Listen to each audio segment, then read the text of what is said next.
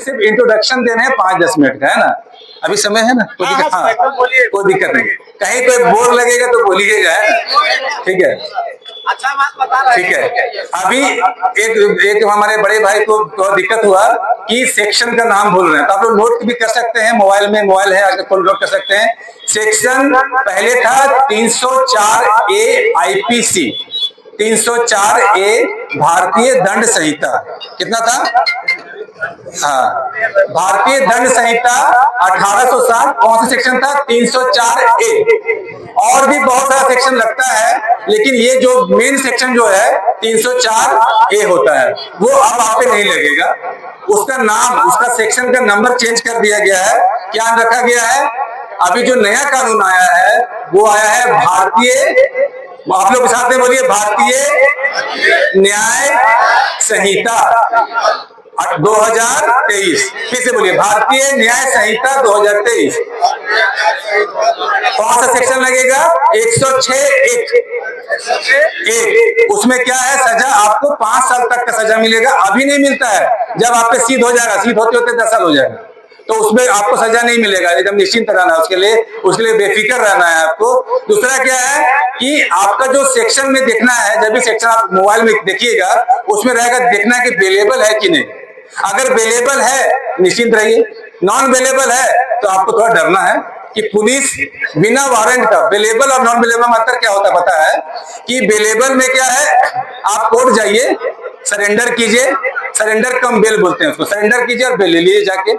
जैसे बोलते हैं ना कि कुछ सामान खरीदना है, पैसा दिए सामान मिल जाएगा, उसी तरह से इसमें आपको जाना है, अर्जी देना है, आपको तुरंत वहां पर देन एंड देयर बेल मिल जाएगा। आपको एकदम निश्चिंत रहना है। इसीलिए कोई घबराना नहीं है कि आपको पुलिस पकड़ लेगा, कोई घबराना नहीं, पुलिस आपको पकड़ ही नहीं सकता है क्योंकि उसको बेलेबल ऑफेंस है। कोई दिक्कत? 106(1). ठीक है, अब आपको बता देते हैं कि कोई घटना घटता है तो सबसे पहला चीज क्या होता है? सबसे पहला चीज FIR होता है। क्या बोलते हैं? फर्स्ट इंफॉर्मेशन रिपोर्ट, जिसको अंग्रेजी में बोलते हैं, और भी उसका नाम है जिसको बोलते हैं हम लोग कानून की भाषा में बोलते हैं इतीला। इतीला बोलते हैं ना, इतीला कर दो, माने बोल दो जाके, है ना? इतीला बोलते हैं उसको। इतीला बोलिए, चाहे FIR बोलिए, चाहे बोलिए आप इसको फर्स्ट इंफॉर्मेशन रिपोर्ट। ठीक है, इसका पहले सेक्शन था 164 CRPC, है ना? 164। ये उतना आपको डिटेल में जानने का उतना आवश्यकता नहीं, कि जानकारी के लिए दे रहे हैं आपको कि FIR होने के बाद पुलिस क्या करता है, एक देखते हैं उसमें IO नियुक्त होता है जो इस केस को छानबीन करेगा।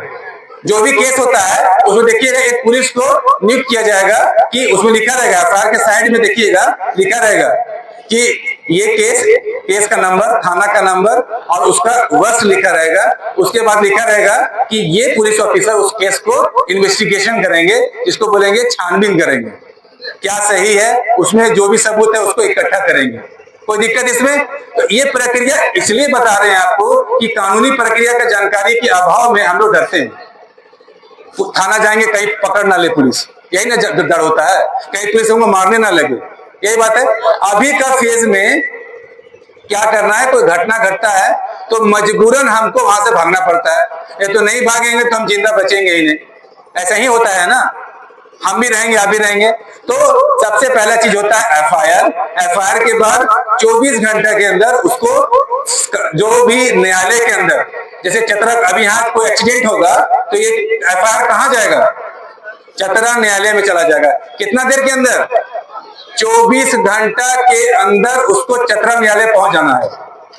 FIR हुआ, FIR अभी अगर 12 बजे हो रहा है, कल उसको 12 बजे के अंदर चल जाना है, तो कंसर्निंग पुलिस ऑफिसर सस्पेंड हो जाएगा। समझ में आया ना? तो इसलिए निश्चिंत रहना है। अगर थाना वाला FIR नहीं दे रहा है, हम लोग से संपर्क कीजिए। अगर आपको पूरे झारखंड राज्य में अगर आपको कहीं कोई थाना FIR नहीं दे रहा है, हम लोग आपको ऑनलाइन उपलब्ध करा देंगे। ऑनलाइन सुविधा है, कैसे उपलब्ध कराएंगे उसका बता देंगे आपको।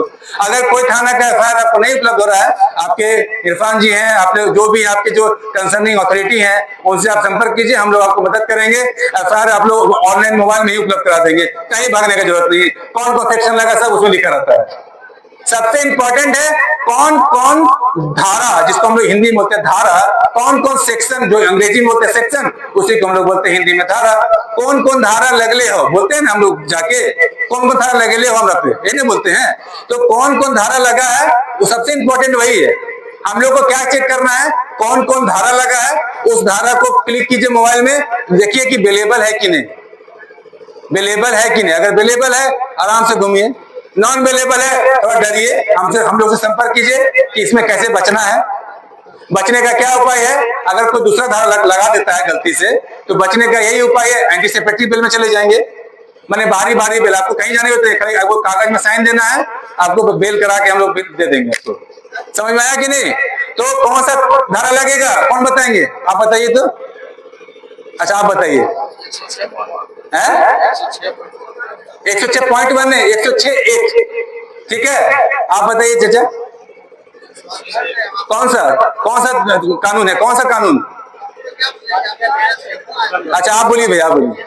भारतीय न्याय संहिता 2023, हाँ सेक्शन 106(1). बहुत बढ़िया, सब ताली बजाइए जोर से, बहुत बढ़िया। देखिए ऐसे समझना है, क्यों समझना है, अगर सामने वाला पुलिस ऑफिसर गलत बोल रहा है तो बोलिए, समझाइए उसको सामने से। इसी तरीके से क्या हुआ, आपको समझाने के लिए, अगर आप एजुकेटेड हैं, भारत का कानून, देखिए एक चीज समझना है कि भारत में जो भी कानून आया है उसको गैजेटेड किया जाता है। गैजेटेड मतलब गैजेटेड जैसे हो गया, इसको माना जाता है कि भारत के हर एक नागरिक को इसकी सूचना मिल गई है। भारत में जितना कानून गैजेटेड हो गया, गैजेटेड मतलब पेपर पब्लिकेशन हो गया, उसको गैजेटेड नोटिफिकेशन कर दिया गया। इसका मतलब उसका माना जाता है कि भारत के हर व्यक्ति को उस कानून की जानकारी मिल चुकी है। कौन मानता है? भारतीय न्याय जो हमारा भारत का कानून है वो ऐसा मानता है कि गैजेटेड होने के बाद आपको इसकी जानकारी मिल चुकी है। लेकिन क्या होता है, हम लोग को र्यूमर फैला हुआ आपस में। जैसे क्या होता है, जैसे अगर कोई मोहल्ला में, कोई गांव में अगर किसी व्यक्ति को अगर कुछ जानकारी है तो हम लोग क्या करते हैं, पहले क्या करते थे, देखो ना भैया कोई चिट्ठी आ जा रहा है, पढ़ के बताओ तो अब क्या वो व्यवस्था